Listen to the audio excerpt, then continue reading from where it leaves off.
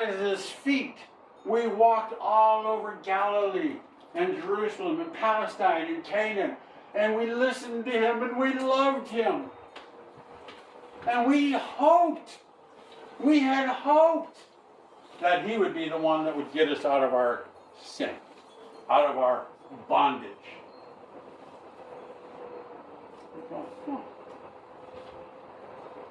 You fools! How can you be so slow of heart?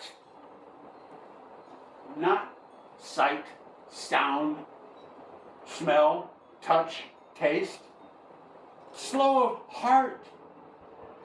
The center of your emotions and desires. That heart that needs to be circumcised. Not you foreskin, dude. It doesn't matter. It doesn't matter what you eat, where you eat, who you eat with. Fear not, he said. Go have a meal. Eat with them. You might be able to impart something to them if you live after the Spirit. Okay? You're slow of heart, so why can't you believe everything that the prophets have spoken? Though your sins are as scarlet, they shall be white as snow. You can't do it on your own, Jeremiah said. Oh, geez, the heart is wicked and deceitful above all things. Well, yeah, as long as it's a heart of stone and hadn't been circumcised. When are we going to be circumcised in our hearts? When are we going to... Let's see what it says in James here. See if I can find James. Am I looking? Anybody? The road to Emmaus. James.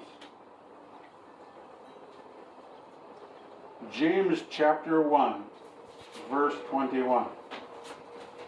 Wherefore, putting away all filthiness and overflowing of wickedness, receive with meekness the implanted word,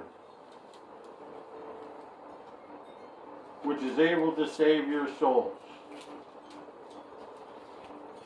Flip over to... There's an inheritance for the meek. Flip over to Peter. Where does Peter say? You've been born again. Okay, Peter chapter 2. He says... 1 Peter? Yes, 1 Peter chapter 2, verse 1. Putting away, therefore, all wickedness and all guile.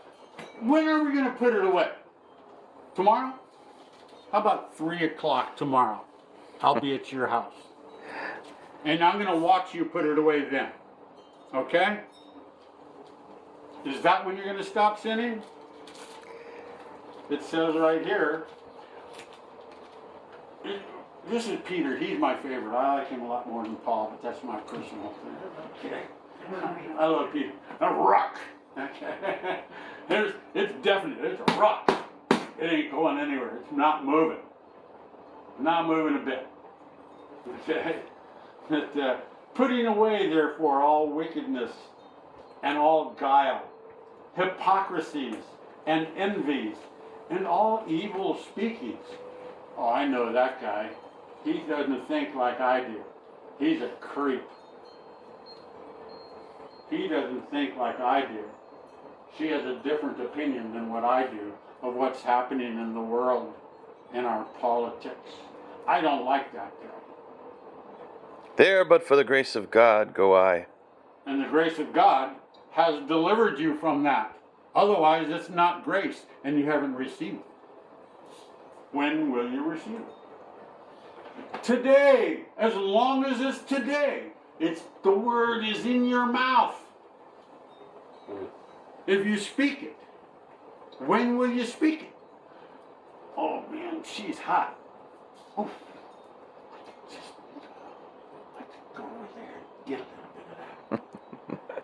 Or, I've been delivered from sin. My heart's desire is to serve God. I can't do it on my own, but let's go to 1 Samuel 17. 17:47. Verse The battle is the 47. Lord's. First Samuel. Oh, it's way back there in the front of the book. We've been talking about circumcision. We've been talking about the battle plans of the Lord over these last few weeks. And here it is today. We've been discussing this for the last 50 years. For the last 50 years. Matthew chapter 5. Okay, go ahead and turn to your 1 Samuel 17:47. Thank you, David. But